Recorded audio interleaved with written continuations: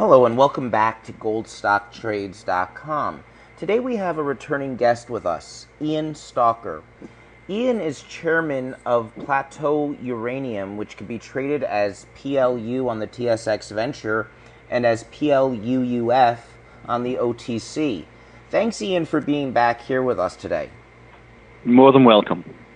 Ian, today we're going to discuss the uranium and the lithium and the clean energy sector. We recently seen a huge boom in the lithium sector, which is critical for electric vehicles.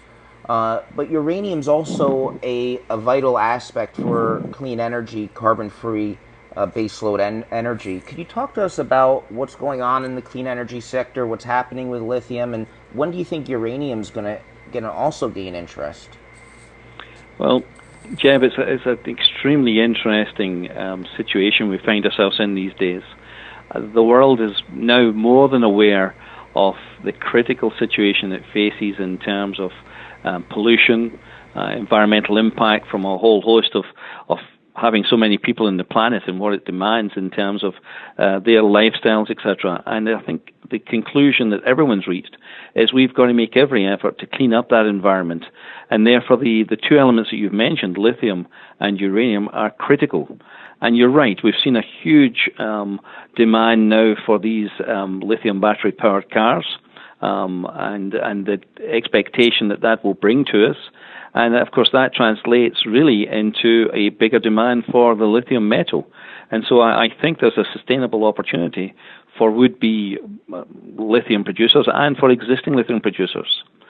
So I'm excited about it. And the reason I'm excited from Plateau Uranium's point of view is, of course, we were able to identify a lithium resource that is associated with our uranium resource in our Peruvian-based Plateau Uranium, and that was released onto CDAR in April, end of April this year. And it's a substantial resource. And I should add that it's not only lithium, but it's interesting to note there's a substantial potassium resource that's associated with it. But to get back onto the second part of your question, Jeb, you mentioned about uranium. Well, look, we are in the doldrums. There's no point in denying it. I'd love to see the end in sight. There's a lot of clever people out there that are predicting that there has to be a shortage of uranium coming up because the growth on the nuclear reactors continues and, in fact, grows. So at some stage, the bubble has to burst in terms of this spot market, and the demand has to be seen to be increasing. And somebody's got to get off the fence. There's a fence-sitting situation taking place right now.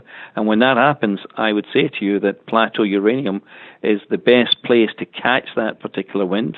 I've been lucky enough to have caught the uranium bug previously in 2005, 6, and 7, and done well with it, and also through to 2011, where we had an investment in another very successful uranium company.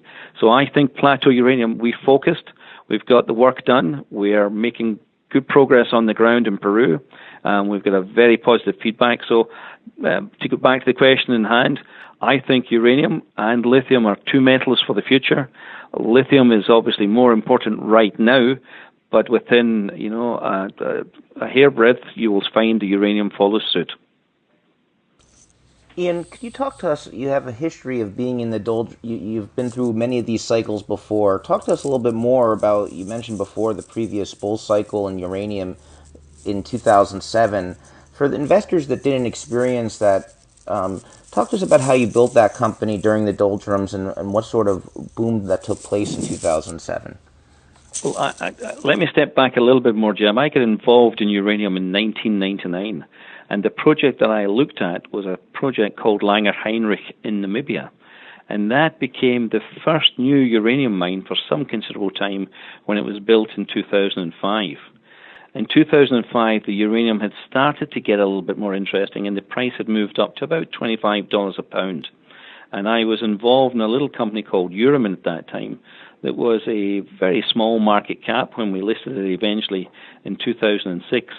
But we built that company up to have a range of projects within its portfolio, a large number of exploration opportunities worldwide, including the Athabasca Basin, as well as in Jordan and also throughout Africa. And of course, during that period, the uranium price had gone from $25 to a spot price of 138, which was the highest it's been seen. And lucky for us, with that wave taking place and with the work we had done in the projects to get them to a level of knowledge and detail was sufficient for our little company to be taken out. And the consequences of that was all investors in the company did very well. Rather than me talk about the doldrums and the timing, I thought there was a very good quote that I read just earlier this year from Cameco. Now, of all the companies in the uranium space, Cameco are probably the biggest, wisest, and have been around for a long time. And one of their senior managers said that they've been through, from their own experience, a few of these cycles. He couldn't say when it's going to change, but the comment that was most appropriate, he says, but when it does, they know it changes very quickly and moves very sharply. So knowing that as a reasonable quote from such a reputable company, I think it's fair to say that when we focused ourselves with Plateau Uranium, we focused to be able to have that company catch that wind when it starts in the uranium sector. And most analysts, and these guys, that's what their living is based on, are predicting 2018, 19, and 20 when we'll start to see that shortage. And when it becomes critical, we'll get that very sharp move that the Cameco individual was remarking about. And what's so important, like we've seen in the gold sector, this turnaround is the leverage to the price of uranium. And Plateau has some great leverage and a huge resource base that you've built over the past 8 years and that culminated in the 2016 PEA. Can you talk to us about all that resource growth that the company's developed and the regional consolidation and where the company, talk about the PEA, the significant of the costs that came out in 2016? Sure, because it's highly important that this is understood, Jeb. We own all the uranium resources within the area known as the Makasani Plateau. Wherever we go in that plateau, I can tell you that visibly on the surface, you'll see uranium mineralization. And we control roughly about 1,000 square kilometers. And yet the exploration we've done to date and the consolidation that's taken place when we've acquired some of the smaller juniors who went through the downturn in the cycle, we have only probably done 10%, not even 10% of that total land package. So when it comes to resource growth, we now have 123 million pounds compliant in the ground, in the measured, indicated, and inferred category. But if I wish to, I have no doubt in my mind that there's a great opportunity to expand that significantly.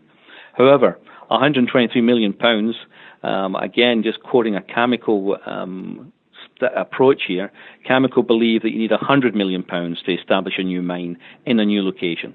Well, we achieved that when we put two companies together, two assets together at the end of 2014 and consolidated properly in 2015, which culminated, as you've identified, in that PEA that came out in the early part of 2016.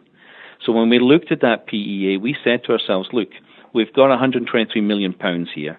How much do we need in order to get this thing running like a sewing machine?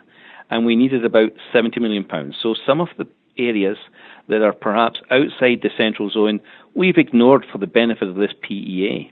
And the PEA came out and indicated that with the knowledge we have of costs, both mining, processing, etc., with a typical capital number, and it's sub 300 million for the capital plant to produce 6 million pounds per year of uranium, that we could produce a pound of uranium at an average price over life of mine of about $17.20 all in.